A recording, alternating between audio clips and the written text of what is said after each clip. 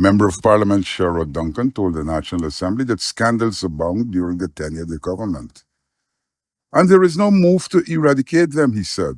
It is important to note that since 2020 and a lot of bogus charges that were brought against a lot of members of GCOM and elsewhere, you have not had one conviction with a plethora of evidence that the Honorable Attorney General has stated lots of time in the public domain it exists and can to truckloads of evidence. You have had not one single conviction in 5 years. As a matter of fact, we will go to the next elections with matters pending. He said that the government is quick to talk about rigging and riggers.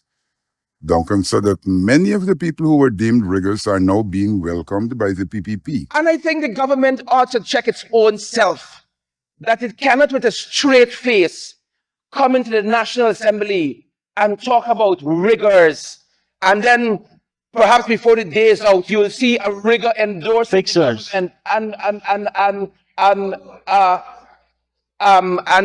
endorsement the whole year. He said that there is an absence of genuine will to have constitutional reform. Everything that has been done in this National Assembly where the amendment of legislations are concerned is particularly or are particularly suited to the proliferation, the propagation of power, the extension of power by the PPP.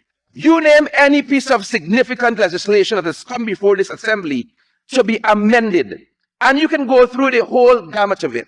Duncan queried the proposed e-ID card on which millions of dollars has been spent. This government is a catalog of unfinished projects, half-baked ideas.